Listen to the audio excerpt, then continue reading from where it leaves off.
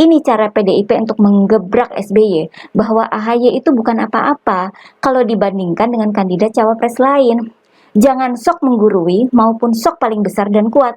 Karena faktanya Anies juga sebenarnya meragukan kemampuan AHY menarik para pemilih kan?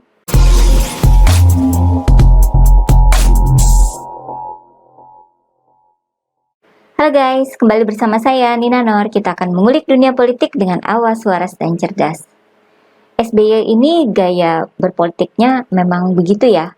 Sok pinter, sok menggurui, merasa paling hebat, tapi kadang terkesan ragu-ragu dan gak jelas.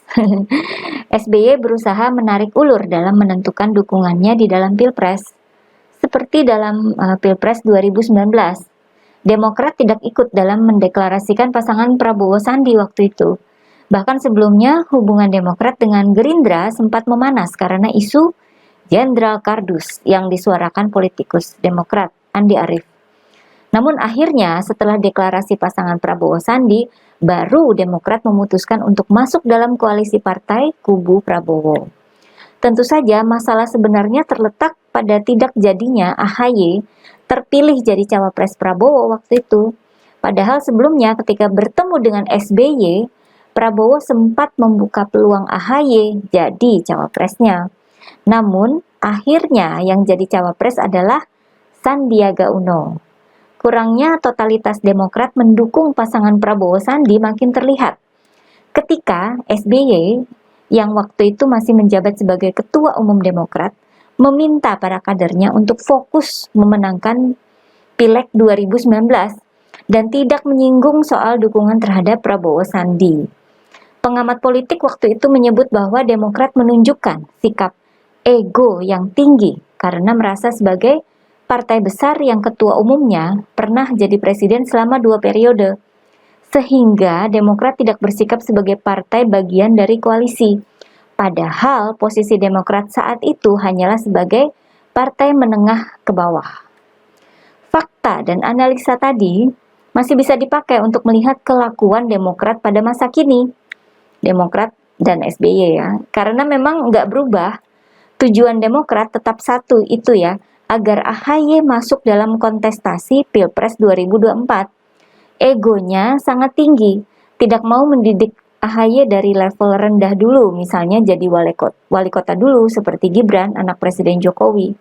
Maunya langsung ke tingkat minimal Gubernur DKI Jakarta, dan sekarang langsung ke level minimal Cawapres.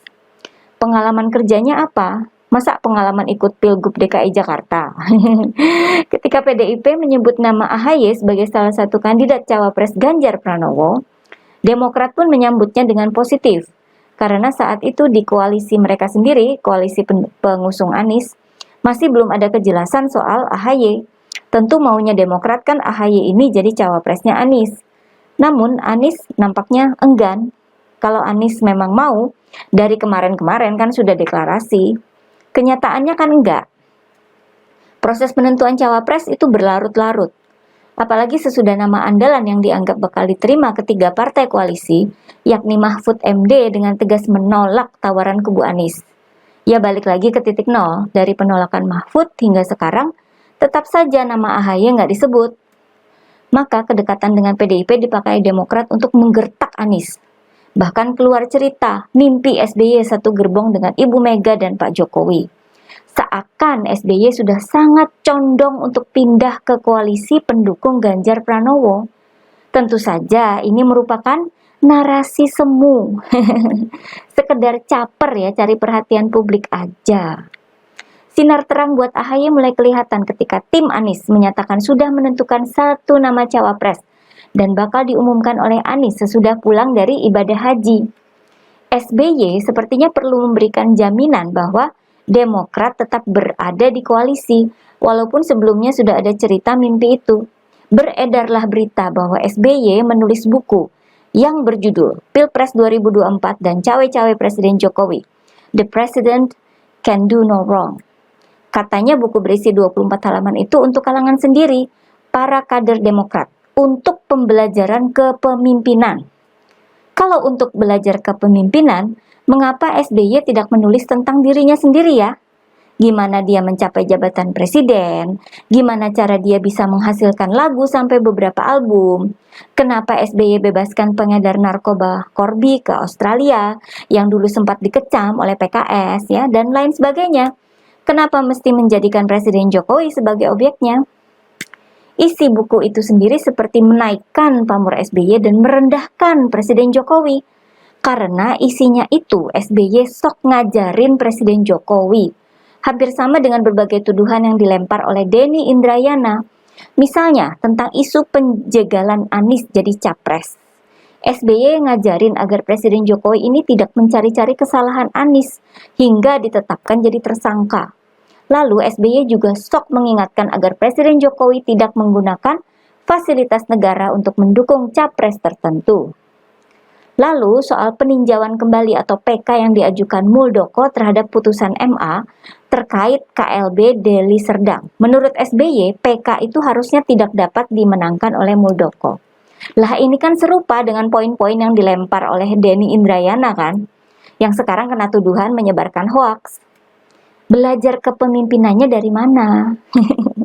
Di sini SBY terlihat sedang menarik ulur terhadap kubu Jokowi ya. Bisa jadi agar terlihat masih berada di sisi koalisi pengusung Anies gitu. Untuk menegaskan bahwa Demokrat nggak akan cabut asalkan AHY yang jadi cawapres Anies.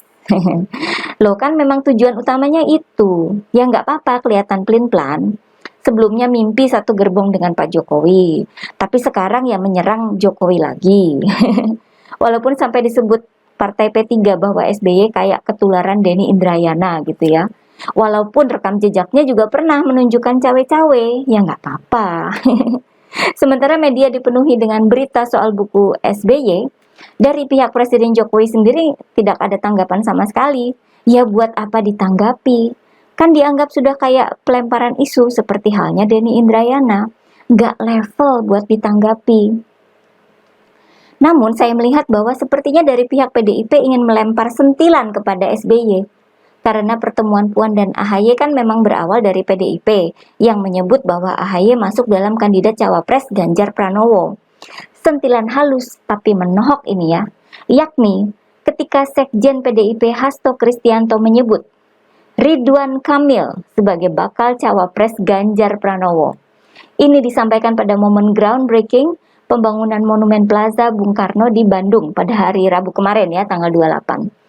Hasto menyebut Ridwan Kamil kaya prestasi dan memajukan Jawa Barat, sehingga penuh karya seni. Ini dibuat jadi pantun ya sama Hasto. Ridwan Kamil menyebut pantun itu sangat menyenangkan dan mengagetkan. Tahu dong, setiap berita soal Capres, Cawapres 2024 pasti akan langsung mendapat perhatian dan diolah oleh media. Maka beritanya pun ramai di media, termasuk analisa dari pengamat politik. Yang paling telak nuampol balik SBY adalah bahwa elektabilitas Ridwan Kamil sebagai kandidat cawapres memang jauh lebih unggul ketimbang AHY. Misalnya dalam survei Carta Politika dan Litbang Kompas, Ridwan Kamil ada di posisi 2 di bawah Sandiaga Uno. Lalu dalam survei Indikator Politik Indonesia, Ridwan Kamil di posisi 2 di bawah Erick Thohir dengan selisih hanya 0,1%. Posisi AHY ya jauh lah di bawah Ridwan Kamil. Kemudian analisa pengamat politik dari parameter politik Indonesia, Adi Prayitno, ini juga nuampol ke SBY. Menurut Adi Prayitno, duet Ganjar Ridwan Kamil akan sangat kuat. Ridwan Kamil akan menyumbang suara yang cukup banyak dari Jawa Barat. Sedangkan Ganjar kan sudah kuat di Jawa Tengah dan Jawa Timur. Artinya, duet itu akan menguasai pemilih di Pulau Jawa yang notabene hampir separuh dari suara nasional. Ini cara PDIP untuk menggebrak SBY bahwa AHY itu bukan apa-apa kalau dibandingkan dengan kandidat cawapres lain. Jangan sok menggurui maupun sok paling besar dan kuat. Karena faktanya Anies juga sebenarnya meragukan kemampuan AHY menarik para pemilih kan. Buktinya sekarang menguat nama Yeni Wahid yang diusulkan Nasdem untuk jadi cawapres Anies karena dinilai bisa menaikkan elektabilitas Anies di kalangan NU. Artinya menurut Nasdem, AHY itu nggak cukup unggul buat membantu elektabilitas Anies. Ya udah, jangan sok ngurusin Presiden Jokowi. Mending sana urusin tuh koalisi sendiri. Kalau Demokrat sampai cabut dari koalisi, maka Demokratlah yang menjegal Anies. Ya kan? Oke guys, jangan lupa like dan subscribe channel Siwut TV ya. Kura-kura memang juara.